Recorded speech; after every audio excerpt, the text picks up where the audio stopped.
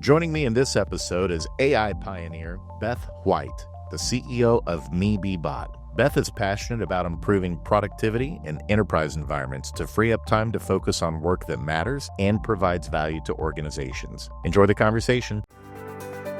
You're listening to Working Forward, a future of work focused podcast from People Forward Network.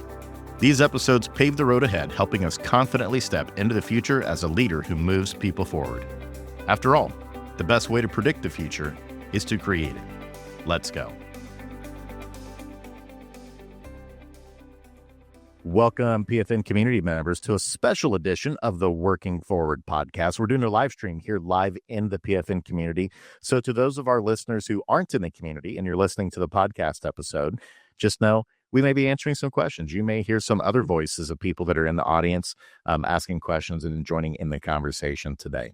We are thrilled to have Beth White, the founder and CEO of MeBeBot, with us today.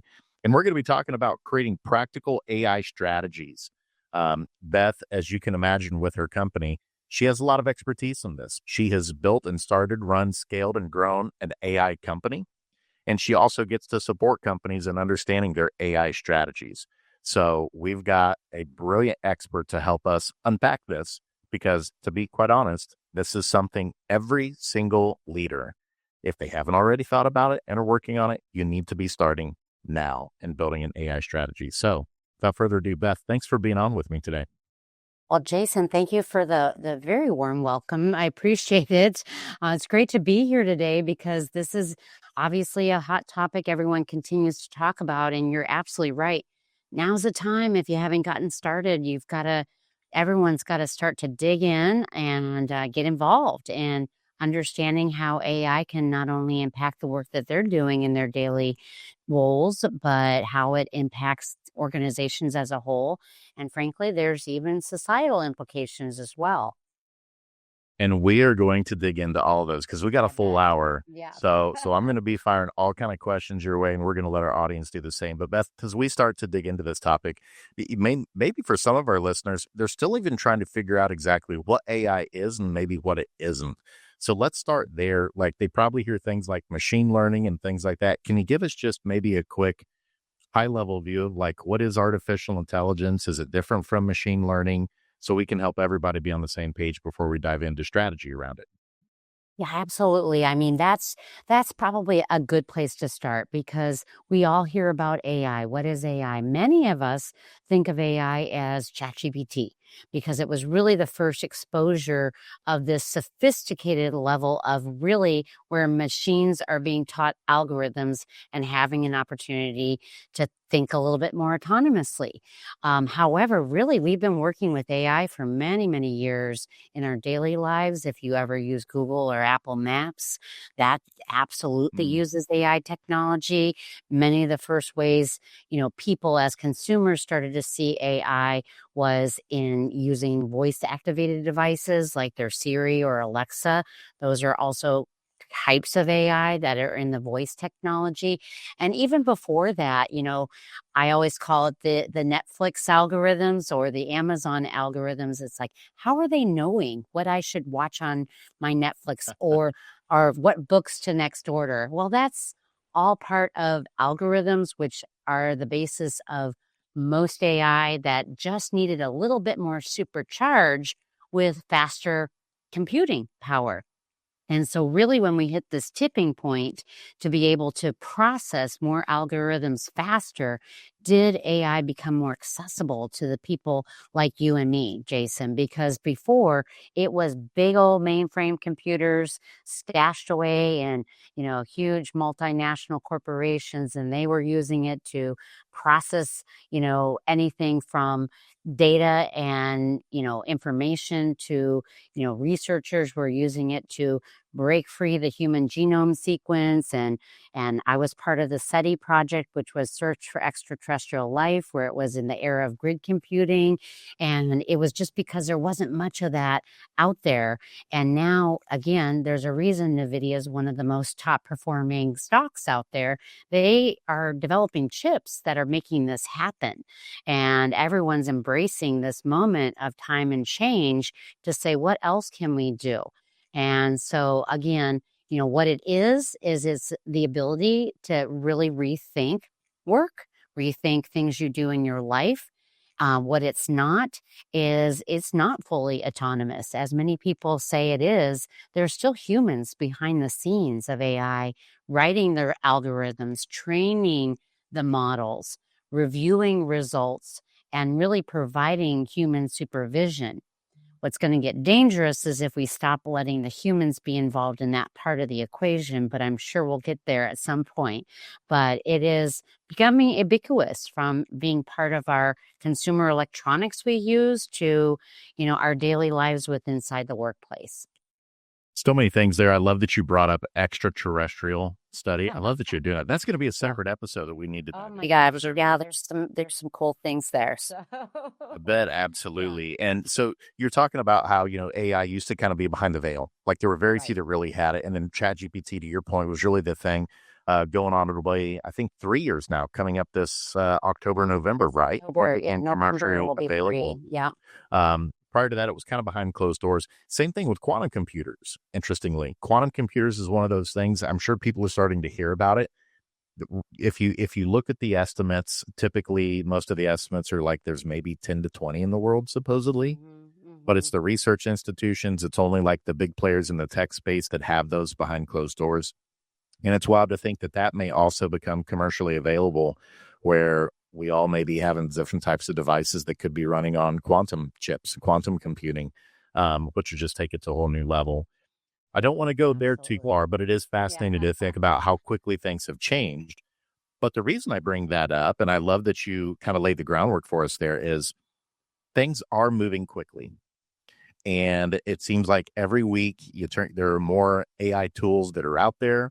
That the number of features and things within existing tech stacks that leaders may have, there's a lot more shiny objects out there at their disposal that they can start tinkering with. I'm wondering, Beth, from your perspective, when we start thinking about AI strategy, what are some of the first steps, questions, approaches, things that leaders should be really thinking well about before maybe moving too quickly when it comes to different types of AI adoption? Yeah, absolutely. I mean, when you look at any organization, let's face it, there's so many different types of things we do daily that we may just take for granted. We may not be examining what we're doing, why we're doing it, and we just get used to it, used to the process, used to the flow.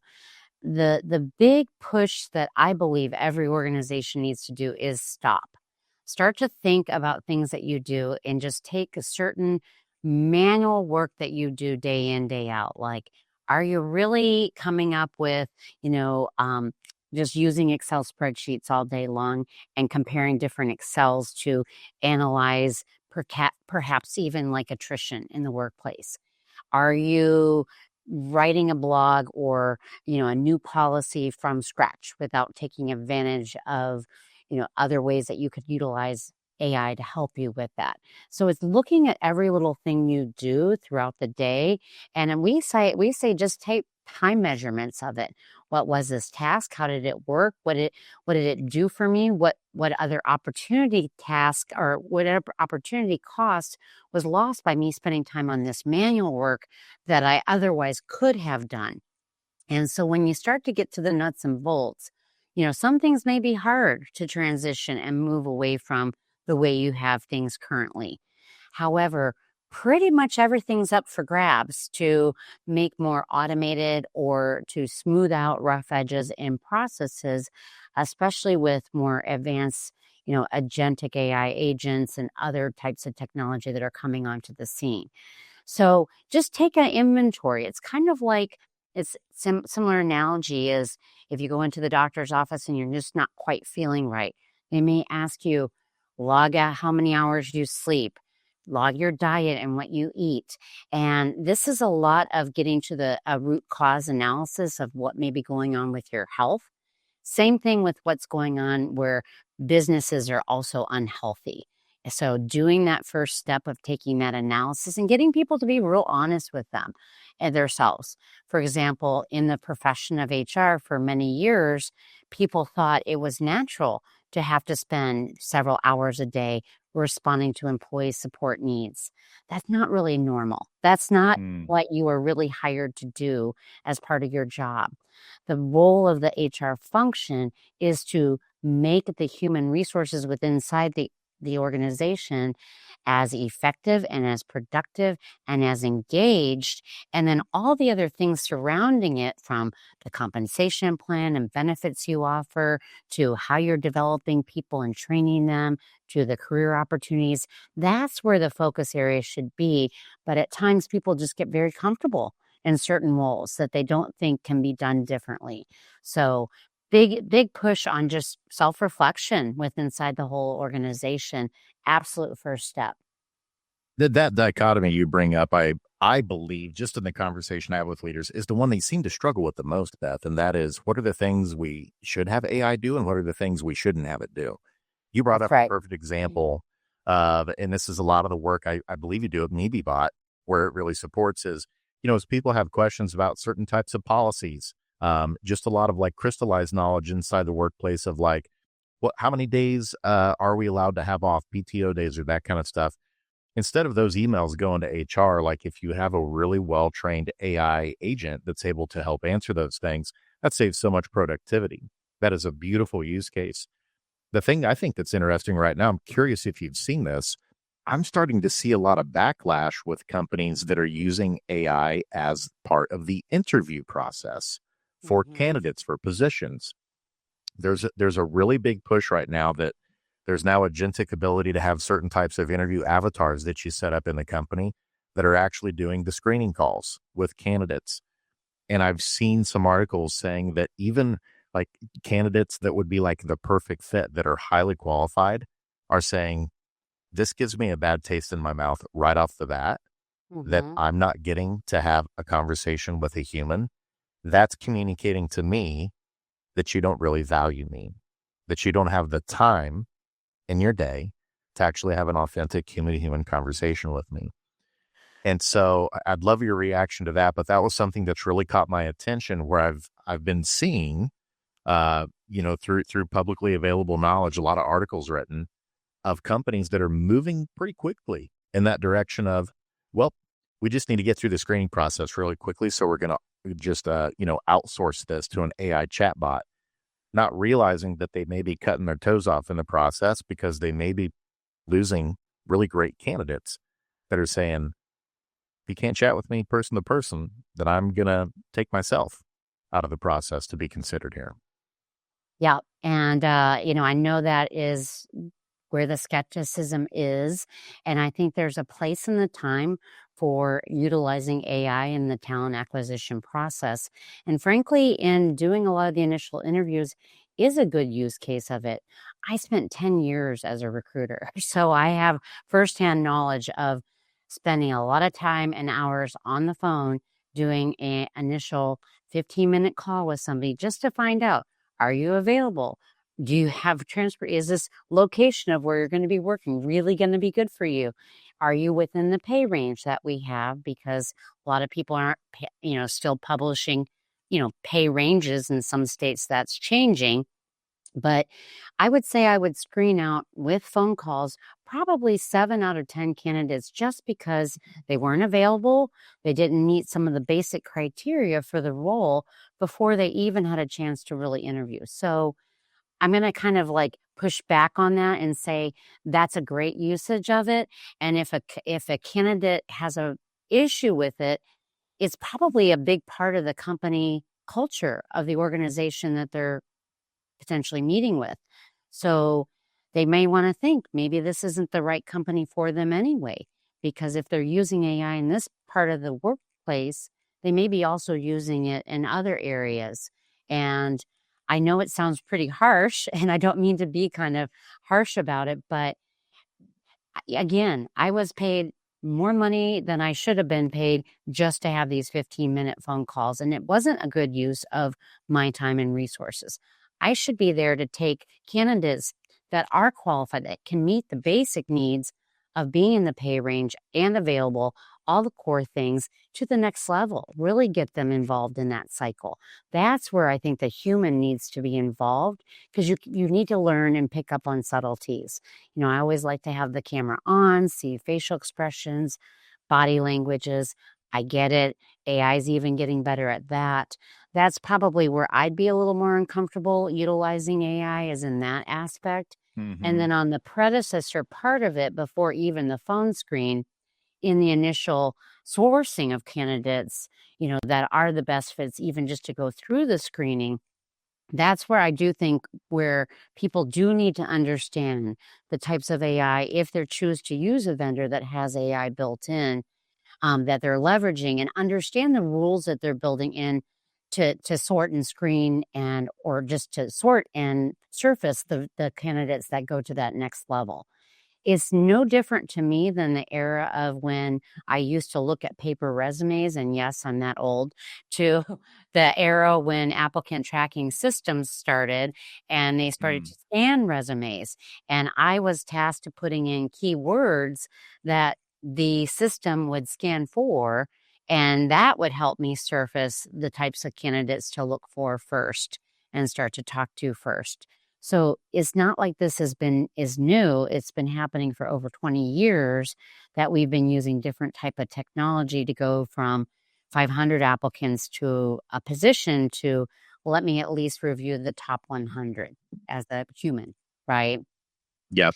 And so, I mean, that's, and I get it. It's very uncomfortable as a candidate to go through that experience and not feel a human touch in it because that's what we're used to.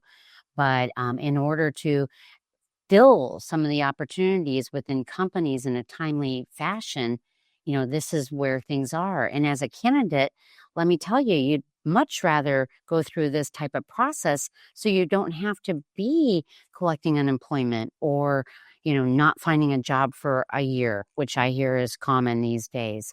If they can speed up the process to getting people hired, I think it benefits everyone. And you just modeled for us the whole aspect of strategy I think that's missing a lot of times, which is having a thoughtful conversation around it. Yeah, Instead of just being, exactly. hey, this is what we're going to do. We're going to roll it out. But like really taking the time to weigh the pros and the cons, just like That's we did, right. of like, hey, Mhm. there's going to be pros to this. This is going to make us super efficient. This is going to save us a lot of hours in terms of our people who have, led this up to where they can actually now free up more time in their calendar to work on more high value activity. But also looking at the potential cons, which is that if we do roll this out, could this potentially, lop off some people out of the process where they'll say, I'm no longer going forward. These are the types of conversations when it comes to building your strategy that are really important that you're getting from your stakeholders that see it through the lens of the different activities and objectives and goals that they oversee and are accountable for. And it feels like many times when it comes to the strategy, it's a quick line to, is this going to make us more productive? Yes. Okay, let's go. Without sometimes maybe taking a step back to listen to the leaders and voices of maybe different departments to be like, yes, but, and then dot, dot, dot. Here are the other things that we need to consider. Yeah, and you bring up a really good point, Jason, because there's been a pretty big shift in the way AI technologies are purchased and even utilized within inside companies in the last couple years. Prior to ChatGPT and generative AI coming onto the scene, many internal teams, if they came across a vendor like MeBeBot with a solution they liked, they just purchase it for their needs because they got it. It fits the business problem that they're attempting and want to solve, and they understand the requirements that they have.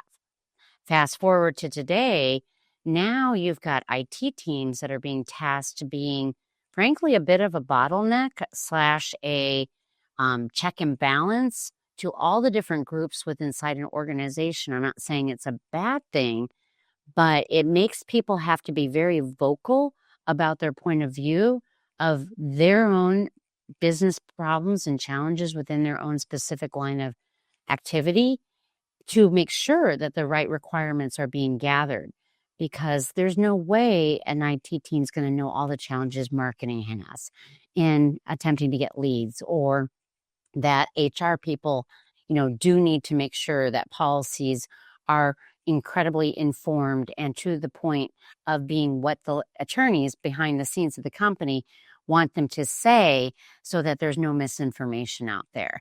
So unless you have the viewpoint from all the different groups that are involved in, these hopefully involved in the purchasing decisions and their requirements, there's going to be a mismatch, right? And people getting the right outcomes from the types of solutions that are being involved. So I do hear a lot about AI steering committees or just groups of people that represent other different functional areas across the company being involved.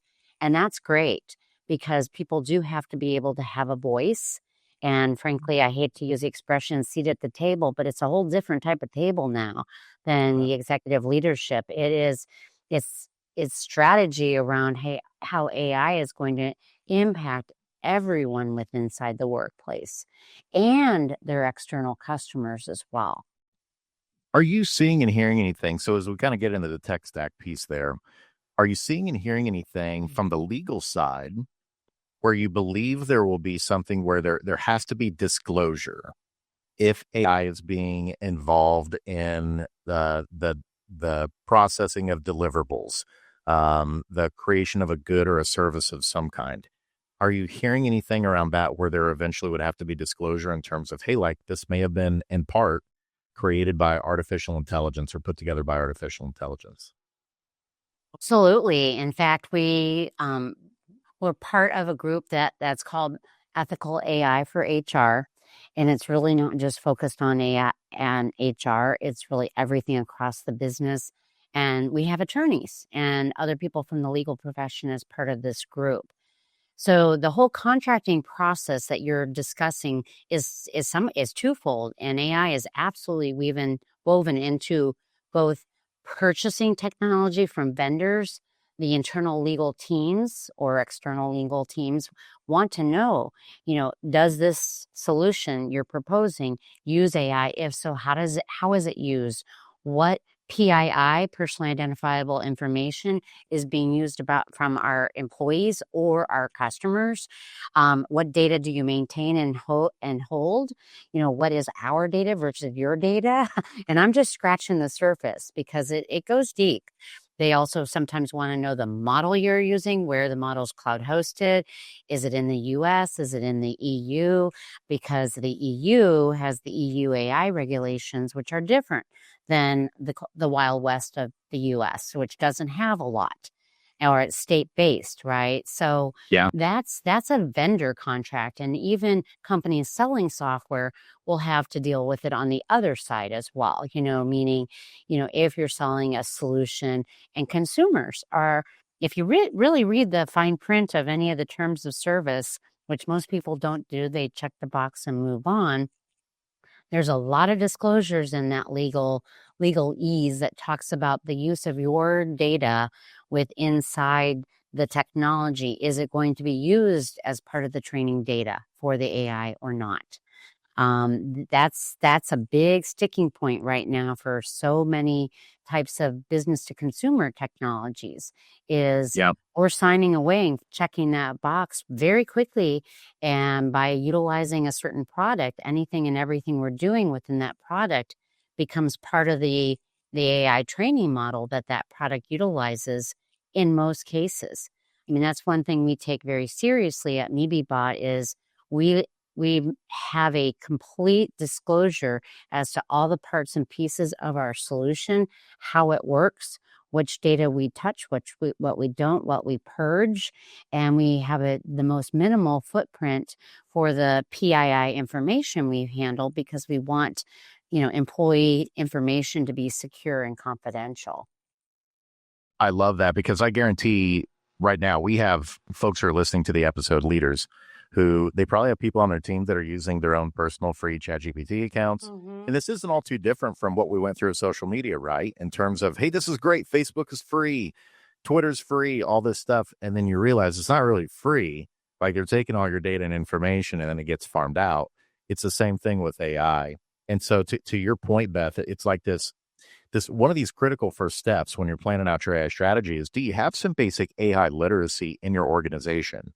of what it means Mhm. to be a good citizen, a good consumer of AI, your footprint inside the organization, and even basic stuff of making sure, like, hey, y'all, don't be putting like sensitive information, stuff that, has to do with our IP or anything like that. If you're using a free model of some kind on a project you're working on an email, you're working on a marketing campaign or something, you may think, oh, yeah, let me just hop in here and throw this information in here.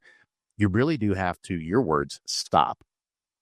And you got to think really well and you got to think really deep before you engage and understand that if you are on like one of those free plans, that like you could be training the model on very sensitive company information that really shouldn't be part and parcel of that model.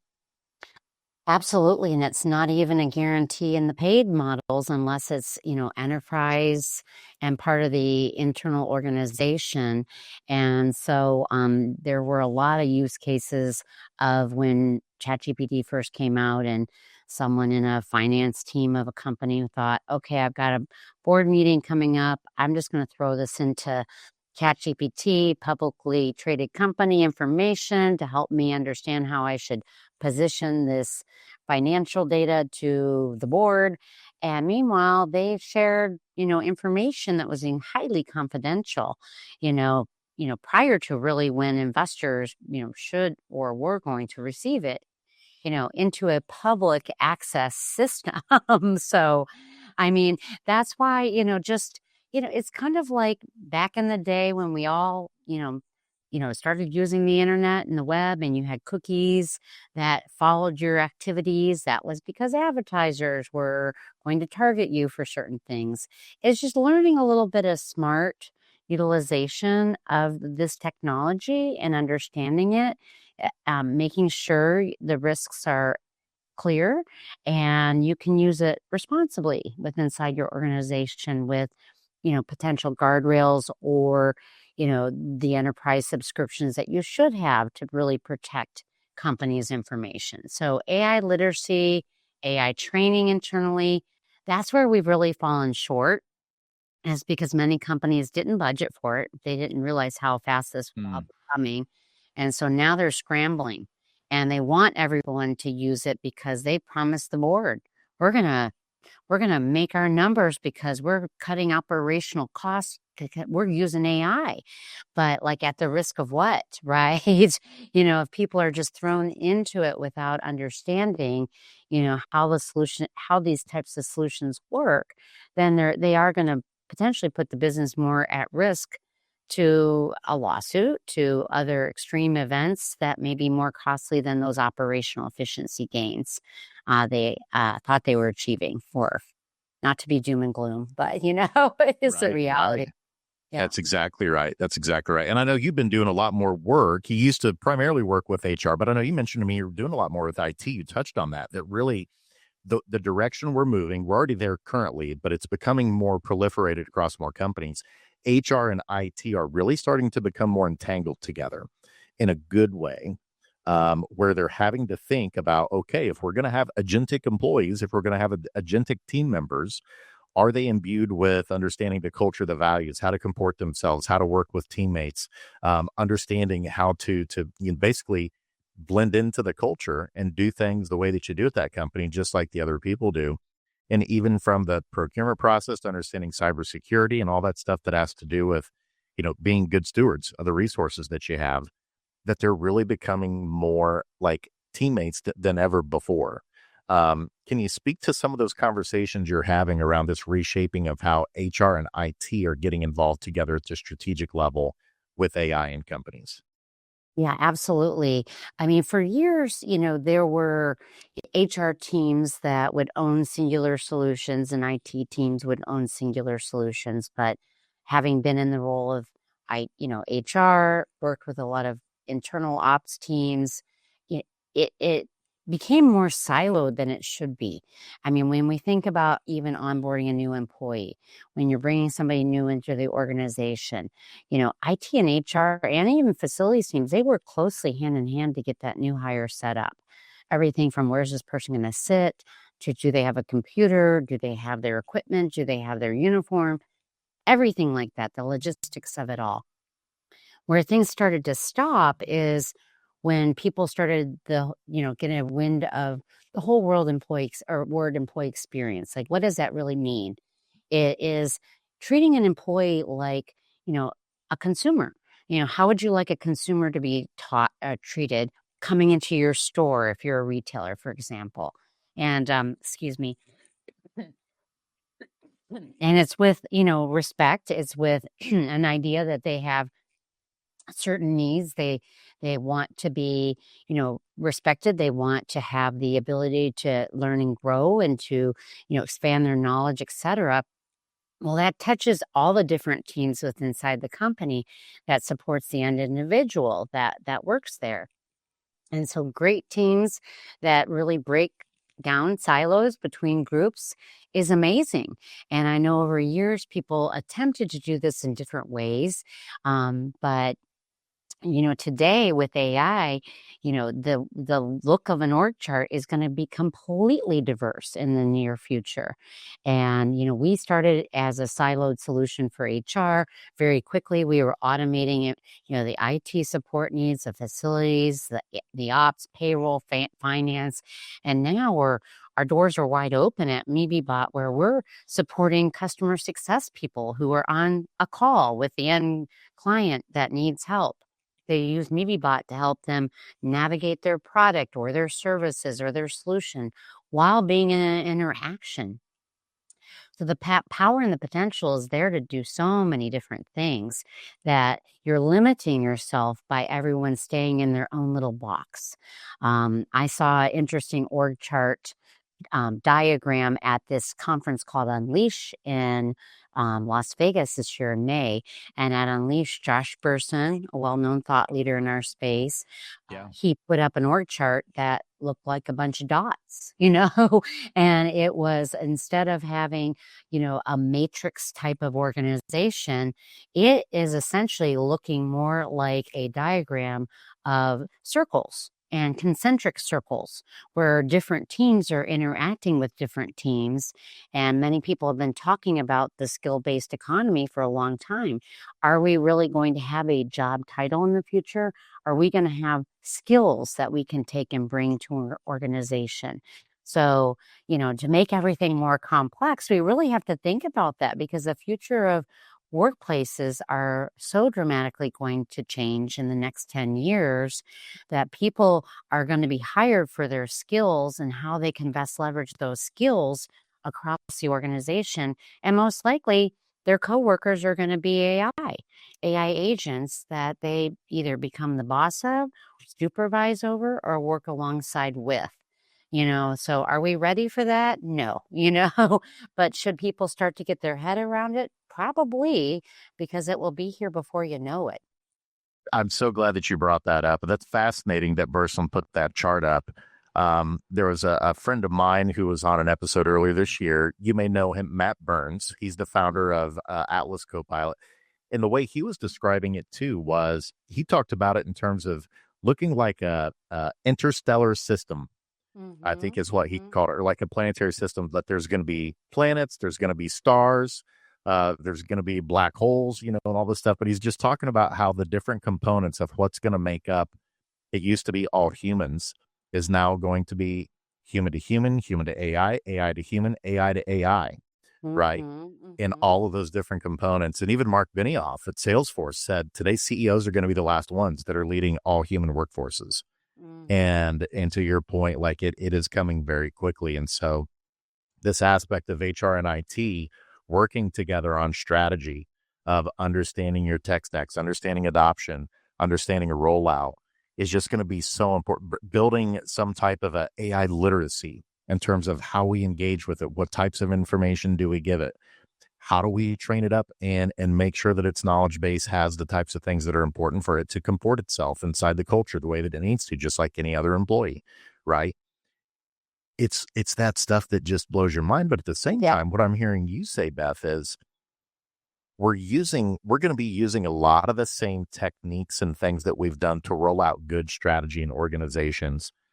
We just need to be applying it to how we're thinking about a technology that's way more advanced than something we've ever done before. But in terms of how we think about it, how we plan for it, how we have conversations across our teams, how we have steering committees, how we have focus groups, how we think well on it.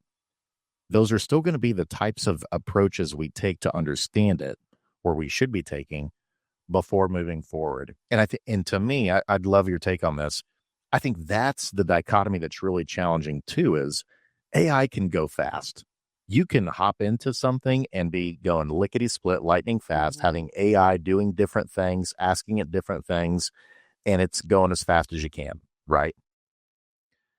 But just because it can go fast doesn't mean that you should go faster when it comes to your strategy. And a few companies I'm thinking about, that really were like, oops, we made a faux pas here. This is a big mistake. Klarna was one of those. For those who haven't heard of Klarna before, they're basically a pay for service. So like if you want to get like a really expensive meal through DoorDash or something, you can use Klarna to finance your food that you're getting. Well, they decided to go all in really quickly with AI and replace a lot of their humans in the customer support side with chatbots. And unfortunately, it didn't go as well. I don't know what all the reasons were why it didn't go well or what those outcomes were, but they really did an about face and were like, okay, we need to come back. We need to bring a lot of our people back to be doing human to human customer service. It didn't turn out as well. And it was one of those cases where it's like, sometimes you might be going a little bit too fast. Figure out the things that you can do well, that you should be doing with AI, that you've spent a lot of times building a strategy around. You'll probably be successful with it, as opposed to being like, oh, we're going for headlines or we're going for the big splash kind of thing and making really big moves and big waves that you may end up coming to regret. Yeah, absolutely. I mean, I always have described AI as crawl, walk, run.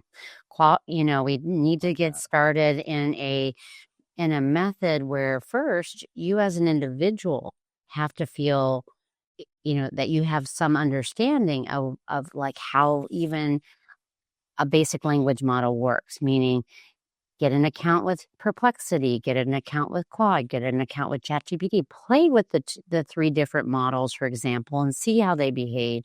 Same with Gemini, right? And that way you can start to see, oh, okay, these aren't all the same. There's some different nuances. And then just keep experimenting and trying. I always say it is such a fun time if you're a playful spirit to interact with AI, especially generative AI. My I'll bring up a personal story. My dad is an awesome case. He is 85 years old, and the first time he got Siri, he talked to Siri all day long until now she just says, because she's, heard his voice so many times.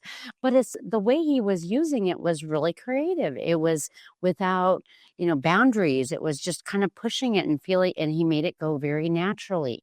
Like there's no risk in really trying to do things like, hey, I want to create a recipe. I've got these kind of ingredients in my refrigerator. What should I make tonight for dinner?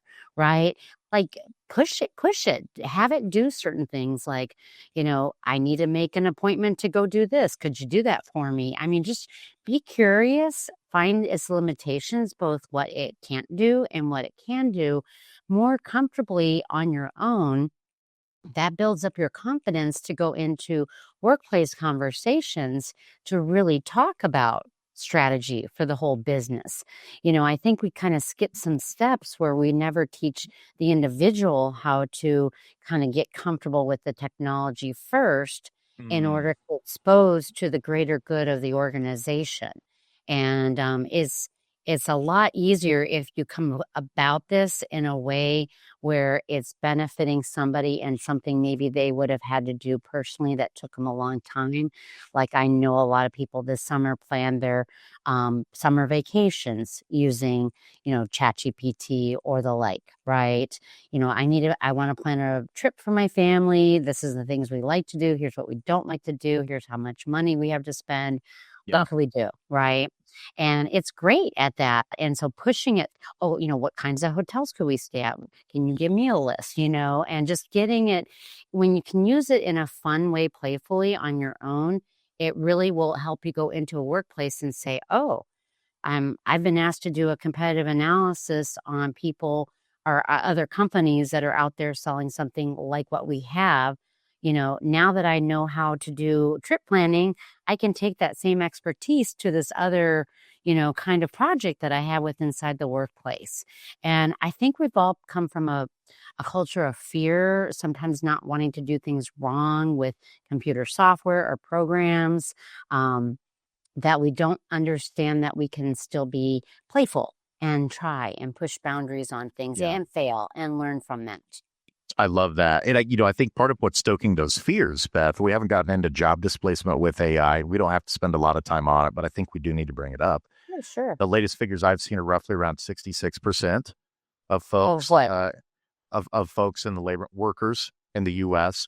are reporting a fear or anxiety Oh, of their old are position reporting going your anxiety. exactly, yep, Okay. of their position potentially being overtaken by AI. And I sometimes wonder, is that some of the reluctance sometimes from some folks maybe as to, being like, well, if I do this, I might just be accelerating how quickly if they're looking at, okay, well, you were able to do this a lot faster, but AI is really doing most of the work there. You were putting in the prompts. Is there an anxiety or fear sometimes that people have of like, the more that I use it or become reliant on it, is that going to quickly make me more expendable, quote unquote, potentially down the road with companies? And before you answer that, I think this ties into the conversation earlier. This is why it's so important companies develop a philosophy, a strategy around AI, clearly articulate it, and draw clear boundary lines around what the things you are going to allow AI to do and the things you won't let it do and the things you aren't sure about yet. That's going to take some time to materialize and think about, is because your people are already wondering those questions, I think. Well, and what do they become next when they master guiding AI to do part of their jobs? And that's been a big missing element, because when MeBeBot came to market and we were out helping, HR people free up their time, and then the IT help desk queues were smaller. Sometimes people looked at each other and go, oh my God, what am I going to do if I'm not doing this all the time? Well, that was a management flaw. If Mm. you don't show people, well, wait a minute, we've had you doing this, but we've got all this other backlog work over here that's much more valuable to the overall business that we can't get to because you're over here in the weeds of the manual administrative work.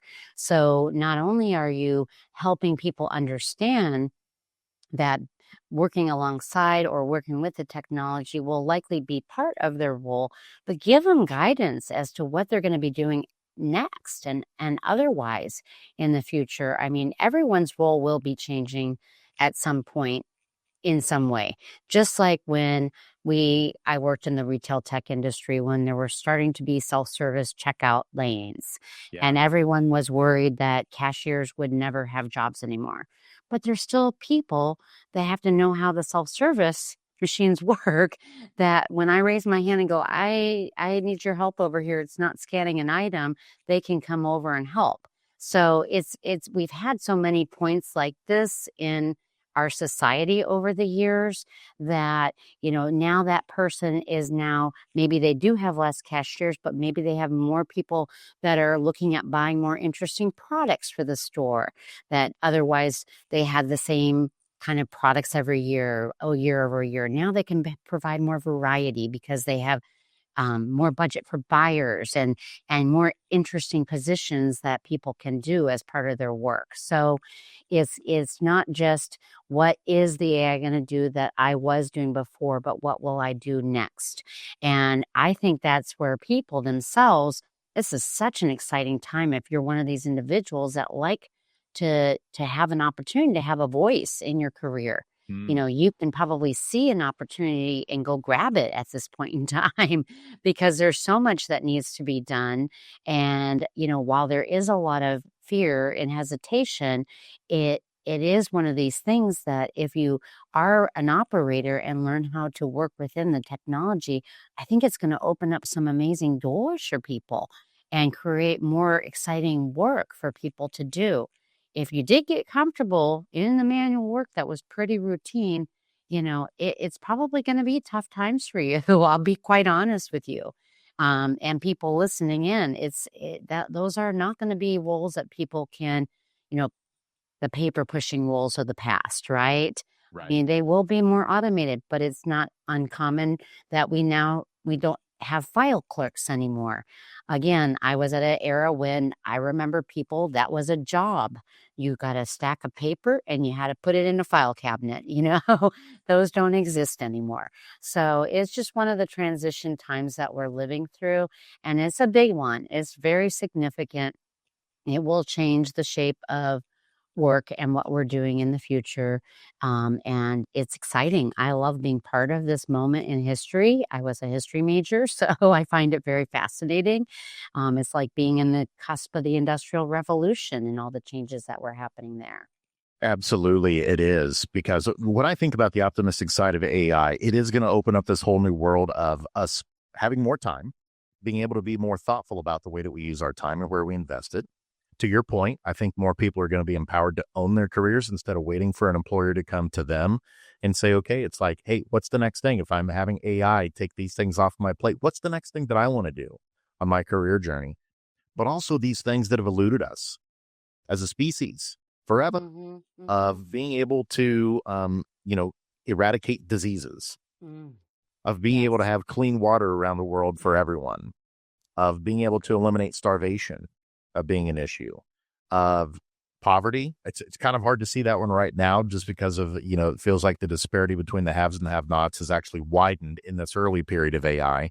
But I think Mm-hmm. the more that we have good governance and oversight and ethics around that over time, that it has the potential to really drop the cost of goods and services, because supply will always be able to keep up with demand or outpace it.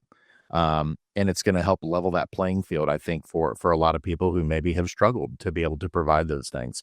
But it's going to take a thoughtful strategy and approach, even with those things, I think, to get to that point. And it's good for people to be thinking about their own strategy and relationship with AI that you mentioned. They're in the driver's seat of their career.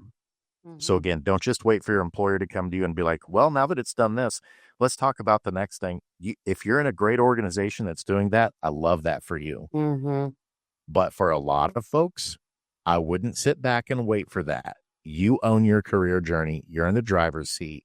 You start thinking about the map ahead, the things that you want to do, where you believe you bring value, and take that to the folks who are starting to think about that way. Don't just sit back and wait for them to come to you. We are doing this podcast as a live stream in the People Forward Network community. As a reminder, we got Beth White, the founder and CEO of MeBeBot, with us today, and we're talking about creating practical AI strategies. We do have a couple of comments here from folks that have been in the audience with us, and I do want to remind our audience, you can go ahead and put additional questions, comments, things that you're wondering about in here, and we're going to get to those as we're now entering kind of the Q&A session of the podcast episode. But one of our good friends, Mindy, says, yes, you got to seek to understand. Curiosity is key when it comes to being a leader and thinking about AI, but you cannot be curious if you are stuck in fear and scarcity. That is a great reminder, isn't it, Beth? Oh, yes, absolutely. I mean, when people have fear, they shut down. They shut down everything from the ability to learn, ability to absorb. And I get it, because one of our basic needs as human beings and Maslow's hierarchy of needs is, food, shelter, water, and income, a way to have income, to have all those types of things, for your family. And so I understand entirely of where people come from in that fear mode. And again, it's normal to be fearful of things you don't know. But again, the sooner that you try things, it's like, people who were fearful of electricity when it first became available inside our homes, and they still use candles. But and being able to turn on a light and be able to read or see what you're doing until later times at night, I mean, it was pretty remarkable. So it's natural behavior pattern. And again, if you're an employer or a change, agent, getting people to expose what they're fearful of, and, kind of like the buster guys on TV, just, really breaking fears down to what is the root cause, right? Is it that they feel like they're going to lose their job? Is it that they fear they're going to do something wrong? Is it a fear of, what they'll uncover? I don't know. So you have to get to those basic human needs and understand it better. That's so well said. And you can't operate in a place of abundance and positivity if you're in fear and scarcity mode. You can't live in both of those realities at the same time, to your point, Beth. And so even though there may be things that may be sometimes concerning, or you see certain headlines related to AI, you don't want to just live in that world. There's so much abundance and so many good things that are happening around it, and where it's going to take us as a society, as a culture, as a species. It's already helping us in so many ways that we have to remain focused on the positive. Yes, we need to address the negative, 100%, but you don't want to stay there in just the negative stuff, or bury your head in the sand and say, nope, I'm not going to do any of this stuff, because it is already intertwined in our life. Here's another comment that came in. This is from a buddy of mine, Wes, from back in the Lipscomb University days, Nashville, Tennessee. Good to see you, Wes, and hear from you. He says just a couple of two things that he wanted to share when utilizing any AI. Number one, he says, a question he asks is, does it have unique content? And then two, how is it trained? Is it trained to build context, or simply function as a really neat search engine? He says, my wife, what's up, Leanne, uses a specific AI for her work as an attorney, which is trained to go to content, and it doesn't really care about the context. And he says he uses an AI executive leadership coach in his work that goes to proprietary leadership content, and it will ask lots of questions to build context before giving bespoke advice. Any commentary, things that sparks for you, Beth? Yeah, I actually put a post on LinkedIn about 2 weeks ago about what they call context engineering. So it's the next wave of what's happening in the world of, you know, generative AI, is grounding anything you do in what true context, being able to have what they're calling now more small language models. So you've got a big, wide scope here of a language model that scanned and sourced information from anything and everything it could gain publicly available, and sometimes not, but took it into its reign. But it's not an expert on any one thing, really, right? And so the wave of AI that's happening right now is taking that content and, that context, I should say, and building what you call frontier models. They also can be classified as what they call small language models. It's taking it down to a subset. And then you can also use other aspects of technology like retrieval augmented generation, which further grounds it. So, to your wife's issue with the AI technology she's using in her legal practice, gosh, I'd be really careful if I was her.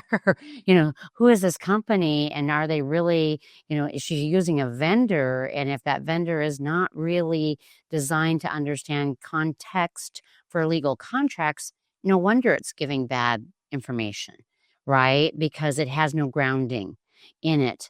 And a lot of the grounding is taking things that are like materials. In the world of AI, we call it producing synthetic training data, where you can produce mimicking of what the AI may be asked to do. So it has that context along with context of other things it can access and have publicly available. And then, of course, anything organic it's given, meaning, she gave it a contract, for example. Now it has something new it's introducing. And that's all better training, the model and how it's going to work and deliver results. And it is the future of where AI is heading, is to take, again, and be more business use case or specific scenario driven AI versus having a general purpose model. So I know that was getting really technical, but right now we're playing around with the general purpose model for just about everything under the sun. And that's one of the things we do at MeBeBot, is we built a purpose-driven model designed to help support the kinds of questions employees ask with inside a workplace. So we've actually trained what we call a frontier model to be grounded in things like employee handbooks and IT FAQs and other things people commonly have at company A, B, C, D, E, F, G, because they are all kind of built on the basis of the similar types of content. And then you further ground it by being able to have other information from like retrieval augmented generation that's bringing in other information and then we can produce more synthetic like examples of things like this based on what we saw before. AI is very good at doing that. And then what happens is it gets to a point where it produces the accuracy that people then can trust for the specific scenario it's been tasked to do. I know that was kind of a lot, but in a way, just think of it as filter, like filtering until you get to that perfect cup of coffee or something like that. You have to maybe go through more processes, but when you do that, you're going from something generic, like throwing a coffee filter in a drip coffee pot, to getting to something that's exactly what you want based on your specific desires and needs as an outcome. That's really fascinating. So basically, like a distillation process. Eventually, these things are going to be very experts in a very specific thing, and you'll be able to count on them in Yes, use good use cases. cases. And there's a lot of good legal tech out there that is being trained. It's a perfect scenario to do this type of methodology with and have a small language model trained on every publicly available cases that are out there, because anything that is decided on a court of law in the US is publicly available. So the legal software should be taking in all that case law precedence along with everything else that it can generate around there, any kind of contract, anything like that. And that becomes the basis of that model that's designed for attorneys like Wes's wife to be able to use to do her job more efficiently, right? That's so good, Beth. Well, I know we're coming up on time, and so I've got one more question I want to ask you, but we could have kept going on and on, Beth, but here's the best part. For those who may not know, we're doing an AI panel event here in the People Forward Network community in a couple weeks. Beth is going to be on that panel along with Vince Freeman and Greg Verdino. We're going to nerd out even more on a lot of stuff related to the future of work and AI. But here's the question I want to leave with, rather, as we get ready to wrap up. Was there something today that you really wanted to get into around creating practical AI strategies that we haven't yet, that we should with our final 5 minutes or so? Yeah, thank you for that opportunity, Jason, because one thing is burning in my mind right now as we discuss this is something I think a lot about, which is making sure that AI is accessible for all, meaning we are in a critical moment right now where you brought it up. There's certain types of people utilizing AI and have access to it and exposure to being trained or learning on their own. But the more we create a society of people that become educated and become part of the AI equation, the better. I'm part of a group called Women Defining AI. And I also, really follow along a lot of the work that different organizations like UNESCO and the World Economic Forum talk about, which is making sure that what we're doing with AI isn't displacing major groups of people like women. Many of the manual type of routine work traditionally has been held by women. So there's a huge risk of women becoming underemployed in the near future, or out of work, I should just say, displaced by AI and having a very serious gender imbalance. There's also the whole issue of training AI models. Today, only, gosh, I'm probably one of 5% of women that ever started an AI company. And, people have to be training these AI models and having viewpoints that are different to be able to provide more of a, holistic view of what models need to know from various viewpoints. So the more we can introduce AI and give opportunity for people to be part of AI training and model creation that come from different economic, socio backgrounds, genders, ethnicities, the better. So I really do hope that we can build more of an inclusion world of AI, because where it looks from my seat today is, and I'll just put it out there, it's a lot of white men that come from the same DNA, creating a lot of the models that everybody's using. And that makes me really uncomfortable. I know people in Europe also feel very uncomfortable that the US and and is dominating the AI space along with China, and they don't feel very well represented. So I think we just have to really think and do our part to be more involved in making sure we can bring a voice to other more underrepresented people that need to be part of the AI equation. Another quick plug, Mindy and I are also going to a conference called AI Powered Women at MIT in September 6th and 7th. It's available to be part of virtually if you're not able to be there in attendance. But I think there's over 1,000 women that are going to get together and talk about everything from societal implications of AI to upskilling ourselves and being more part of the equation than where maybe we sit today. I'm so glad you brought all that up, Beth, because this just shows who you are, that you care about the heart of this, the ethics, the governance of AI, and making sure that it's done in an inclusive way and that it's not used as something to further, different groups from being able to work together or not being represented really well. Because that is at the crux of all of the stuff that we talked about today. That is the most important thing. And it's why these conversations and the ones that leaders need and should be having in their organizations is so important right now around AI. Make sure all the voices are heard, understood, and that you have accessibility and that you have inclusion within your AI strategy that you're adopting. Beth, I can't wait to do the AI panel with you here in a couple of weeks. But as we get ready to wrap up here, what are some ways that folks can get in touch with you? Obviously, folks who are in the People Forward Network community already, they can DM you because you're here in the community. That's right. I'm in the folks community. Who may not be part of the community yet, how can they learn more about MeBeBot and connect with you? Yeah, absolutely. We're MeBeBot.com. Go to our website, check it out. We just refreshed it. We put a lot of resources and content out there so that people can learn and be educated on some of these things that we talk about here on this podcast. Also on LinkedIn, I'm pretty active on LinkedIn. I hope to have a soon-to-be Substack, that I create to kind of put some of the thoughts out there that I always have swimming in my brain. But we also, Minnie dropped it into the chat here. I see we have the Ethical AI for HR group too. So those are just the different places that you can find MeBeBot and myself actively involved. And if you're part or interested in becoming part of Women Defining AI, it is a closed group community as well, but it's all about helping other women learn AI from a peer teaching approach. So it's a good thing to also be involved in as well. And I'm in that group Slack channel. So I love that. We're going to make sure we capture all of those in the notes so that everybody can reach out to you. In the meantime, connect with her on LinkedIn. Beth White, CEO, founder of MeBeBot, and check out MeBeBot.com. And in the community, you can DM her, like I mentioned. If you're not part of the community yet, we want you in here. Look, it's free, y'all.